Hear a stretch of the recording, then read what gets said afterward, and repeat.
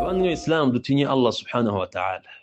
Ya Allah subhanahu wa ta'ala umuntu bavuga yigendera.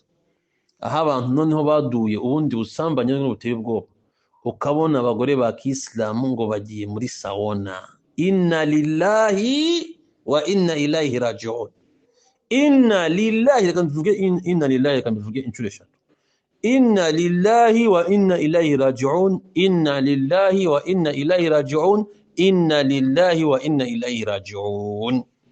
Uyu ni umuswiba aho kubona umugore wa Kiislamu ngagiye muri sauna, ngagiye gukorerwa massage n'abasore bano bateruye ibyuma, ngo bariye imyumbati, ngo bakomeye nk'inkwi, ebana ngo niyo ngamukoraho gusa ngo umutsinga kumva ngo bisinguko niko cyo bari kwigamba.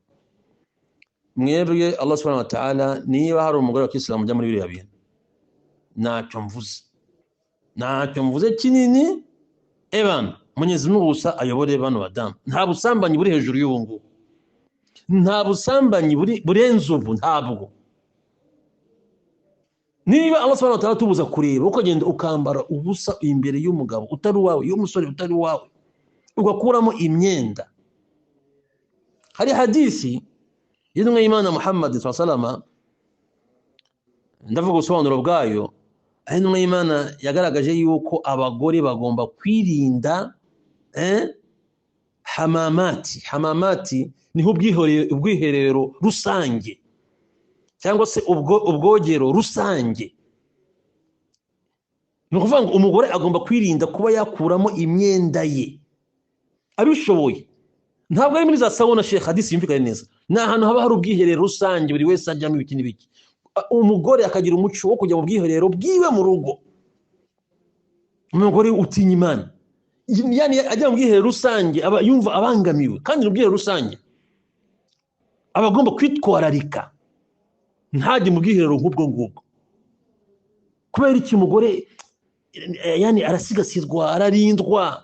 Hari ashobora kugenda akagira umuntu wamureba ukuguru, wamureba ikiganza, agomba kwitwararika ntajye no mu bwiherero nka buriya. Kese wenda bibaye darura, bibaye amabura kindi yabonye yakubwe bige akaba yagenda akisayidira, agomba kwitwararika.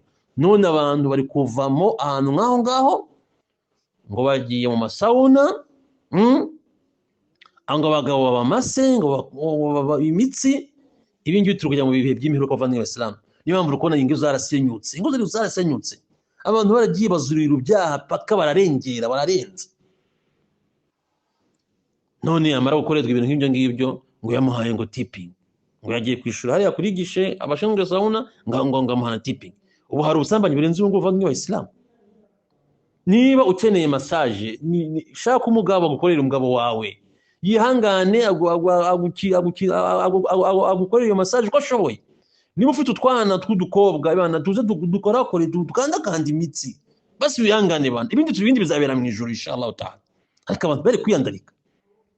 Bani Islam rero umuntu bari kwitira ari kuvuga, ariko ibi bintu byo tubitekereza dutinye Imana Allah subhanahu wa ta'ala.